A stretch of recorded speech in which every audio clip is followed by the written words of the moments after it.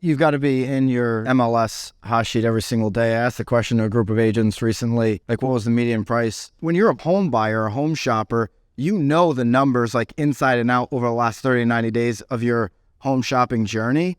And so agents not being like really sharp on that information is mind-boggling to me to some degree. And then also having a taste for what's going on nationally, right? Because those are the headlines that the majority of home shoppers are seeing. They're seeing national headlines, and then they're looking on, Zillow or Redfin and Realtor on what's on the market and what's actually selling.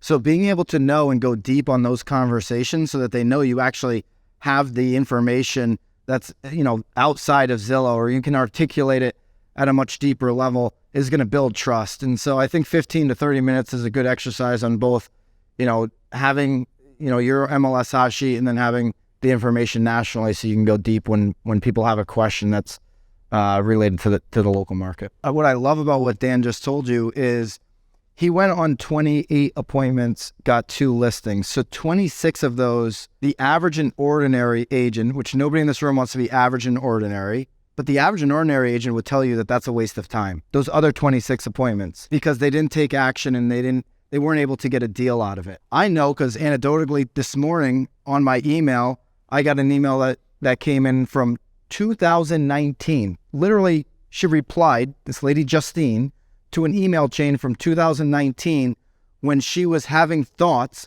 of selling multiple properties, right? I'll just be honest. I have not followed up once with this in particular potential seller. But she circled back because of the commitment to going out on appointments and serving the community that we live in over and over and over again. Because I know that those appointments are going to correlate into more relationships, more referrals, more opportunities. And when you're in this business long enough, you want those come list me, come have a conversation call with me because you spent the time, you invested the 1 hour in January of 2023, and then it turns into something in 2026. So unless you're getting out of the business in 5 years, go on as many appointments as you possibly can. It's not a waste of time. It is well worth your time. You're in the business of serving people, so go serve.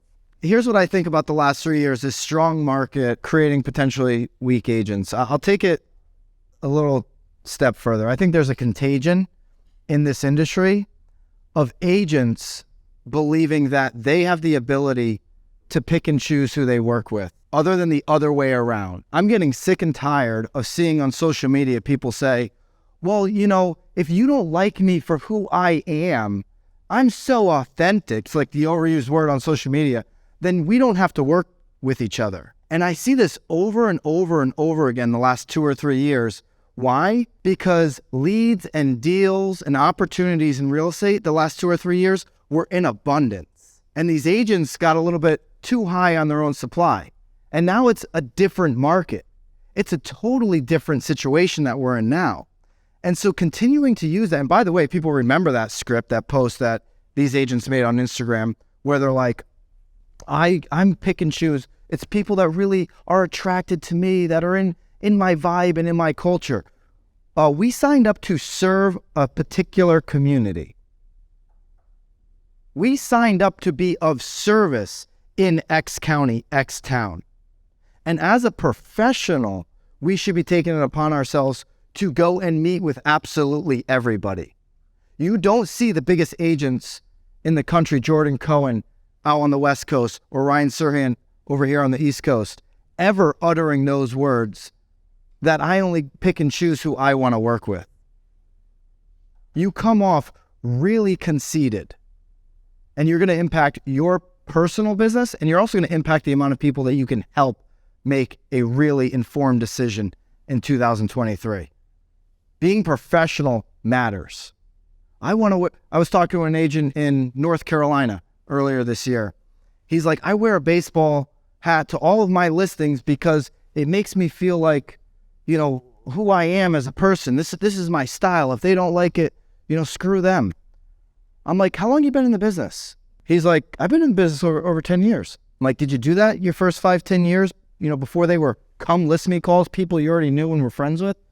Well, no, I'd wear a suit. And so you had the respect earlier in your career to go out and respect people in their home and be professional. Then once you became friends with them, you put the baseball hat on. Don't give that advice out. He was on a panel saying this. I'm like, you should not be giving that advice out. You should be advising people to be professional. I would still advise you to be professional with the people that you've already done a deal with. But if somebody's trying to grow their business, paying attention to how you dress, paying attention to how you talk, paying attention to the education that you're consuming, that you can help them make an informed decision. It's just called being a professional. So stay away from those cool agents that tell you, I'm just going to work with who likes me and who is similar to me, and go impact all the people in your community.